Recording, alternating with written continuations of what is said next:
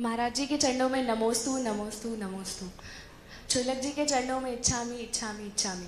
महाराज जी, मेरा प्रश्न यह है कि लोग कहते हैं कि भाग्य से ही सब मिलता है या भाग्य का ही मिलता है, भाग्य से ज़्यादा कुछ नहीं मिलता है। तो फिर हमें पुरुषार्थ करने की तो ज़रूरत ही नहीं है अगर हमें भाग्य के भरोसे ही बैठे रहेंगे तो। महाराज जी इसका देखिए, एक बात ध्यान रखना, कभी भी कोई बात कही जाती है तो वो नए योग से कही जाती है, सर्वथा नहीं होती। नए योगान न सर्वथा।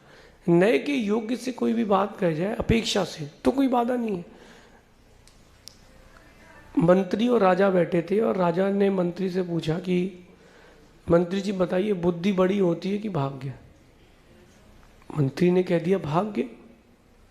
तो राजा बोले यही तो तुम्हारी कमी है, इतना तुमको आता नहीं है, बुद्धि बड़ी होती है।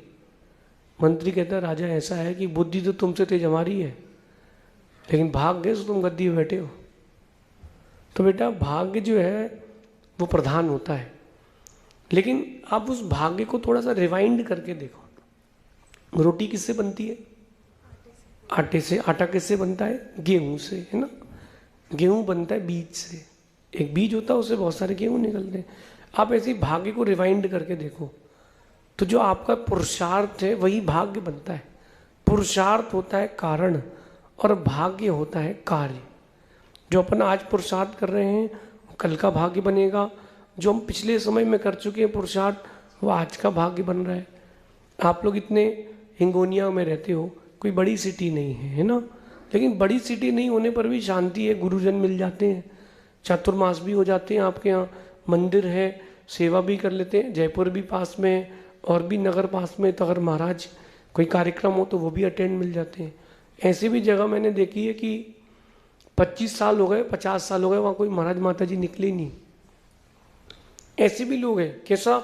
हाईवे से 9 किलोमीटर अंदर जाना है, फिर एक टर्न लेना 10 किलोमीटर का, फिर आपको वो गांव मिलेगा।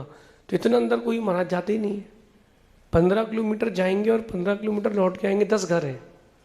अपन फिर भी पुण्य मनाए कि अपने जिनालय भी है, और आपके यहाँ तो पंचकणक होने वाला, तो गुरुजी साक्षात आएंगे, तो उसका आपको एक अलग आनंद मिलेगा।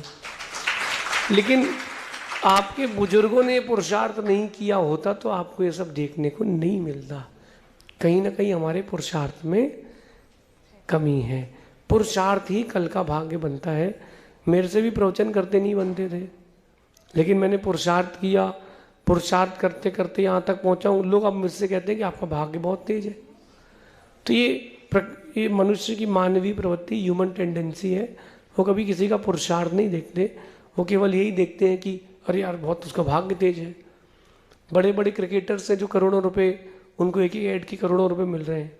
जब उसने मेहनत की वो किसी ने नहीं देखा।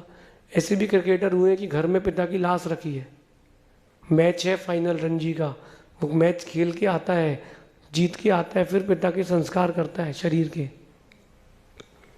ये किसी ने नहीं देखा उसका ये पुरुषार्थ। लोग देखते हैं उसका बहुत बड़ा नाम है यार, इतना बड़ा नाम है, वो तो लंदन रहता है, वो तो अमेरिका रहता है। व्यक्ति ने पुरुषार्थ किया है।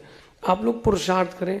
भाग्य में क्या लिखा हम जानते नहीं हैं, लेकिन पुरुषार्थ करेंगे तो भाग्य जरूर प्रबल होगा। और मेरा मानना है कि किस्मत जो है वो मेहनत की दासी है।